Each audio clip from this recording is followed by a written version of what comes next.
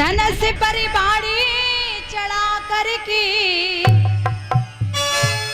धनस पर बाड़ी चढ़ा करके और मारा निशान तरफ रारी के भैया, मारा निशान तरफ रारी के।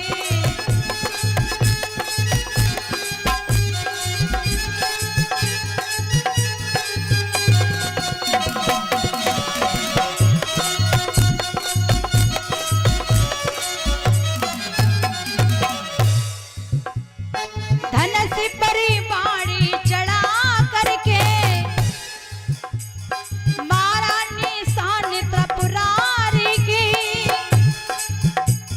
छोटा ध्यान बाढ़ के साथ खुल गए नैन विश्व धारी के, हाँ खुल गए नैन विश्व धारी के।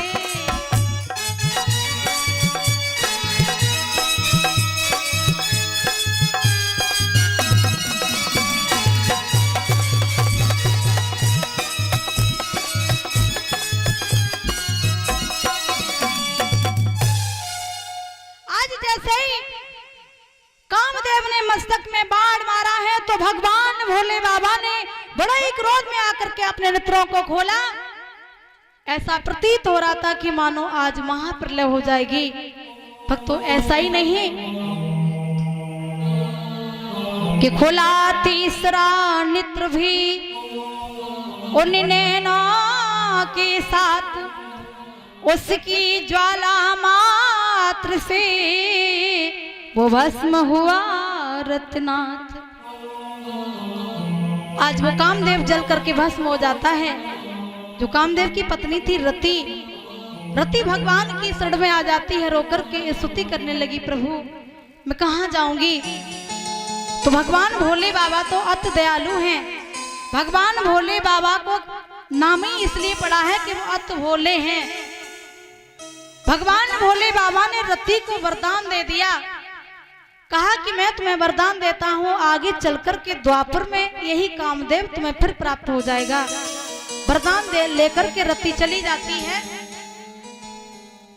अब तो सभी देवता भगवान भोले बाबा के पास आ गए और कहा प्रभु काफी समय हो गया, मैया पार्वती आपके नाम की व्रत पूजा कर रही हैं, आप शादी कर लीजिए। तो भगवान भोले बाबा तैयार नहीं होते हैं।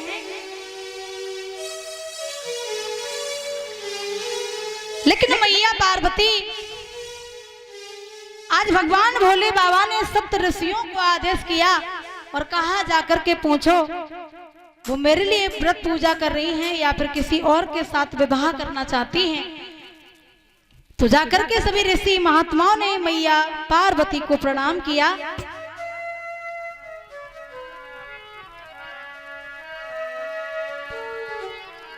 कि पूछा गिरजा तप ज्वाला में और क्यों कोमलंगी जलाती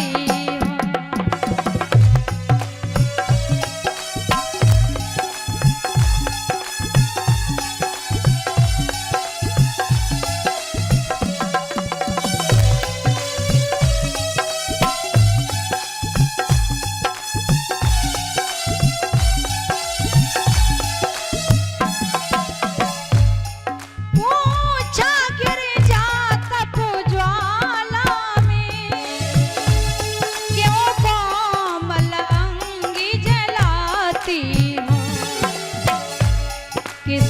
फल को इतनी व्याकुल से किस कारण किसे मनाती हो।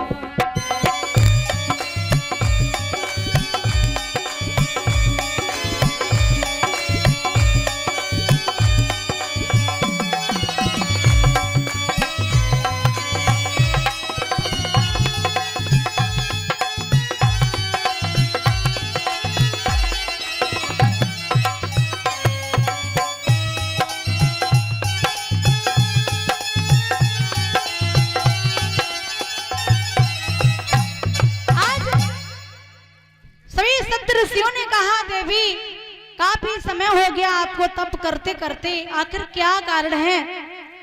तो मैया पार्वती ने कहा कि मैं अपने भोले बाबा के साथ में विवाह करना चाहती हूँ। जैसे ही सप्त ऋषियों ने भोले बाबा के नाम सुना तो सभी ऋषि हंसने लगे और कहने लगे, अरे उसके घर में क्या करोगी जाके, उसका घर नहीं, परिवार नहीं, घर में चूल्हा नहीं, हमेशा भूतों की भांति शमशान में बैठा रहता है। किसी अच्छे राजा के साथ विवाह कर लो, जैसे राजा इंद्र है, वरुण है, कुबेर है। लेकिन मैया ए महात्मा, जिस इच्छा का और को दियो, जिस इच्छा हमें मत दो। अरे मेरी बात अब भी मानने की कोशिश करो। सारे दिन भांग घोटनी पड़ेगी, वो भूतों की भांति हमेशा शमशान में बैठा रहता है। बाबा एक बात बताऊं मैं? हाँ हाँ बिल्कुल। चाहे हम भांग घोटे, चाहे हम पत्थर पे रहे, चाहे पहाड़ पे रहे, तुम हमारी आंखों के सामने चले जाओ, नहीं तो तुम्हारी जो कमंडल फमंडल आवाज छीन लेंगे। भक्तों मैया सब पार्वती ने कहा, मैंने अटल व्रत ले लिया है, यदि मैं शादी करूंगी तो भोले बाबा के साथ में, अन्यथा किसी दूसरे पुरुष को नहीं देख सकती। आज भगवान भोले बाबा को सप्त ऋषियों ने जाकर के बताया, और जब भोले बाबा ने स्वयं जाकर के परीक्षा ली तो मैया पार्वती परीक्षा में पास हो जाती हैं। कहा सप्त ऋषियों ने, देवी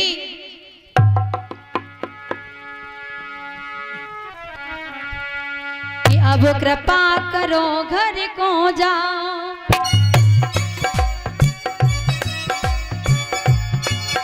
ए जियो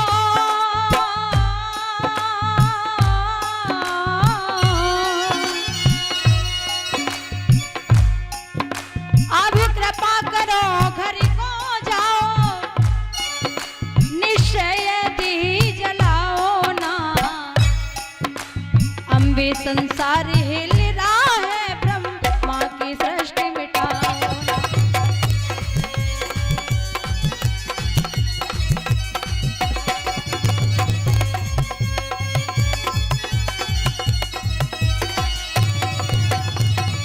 सप्तऋषियों ने कहा, देवी आपके तप के बल से वायु चलना बंद हो गई है, जीव जंतुओं का दम घुट रहा है, इसलिए आप घर चली जाओ।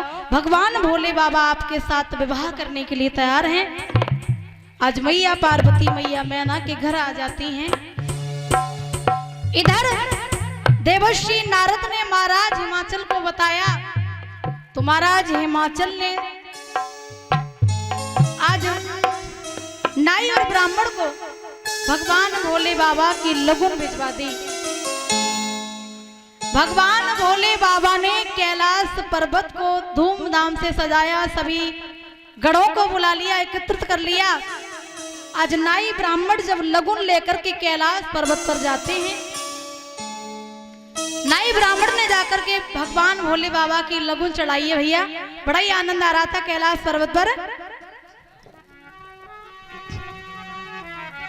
अरे आई लगुन शिवा शंकर की, और शंकर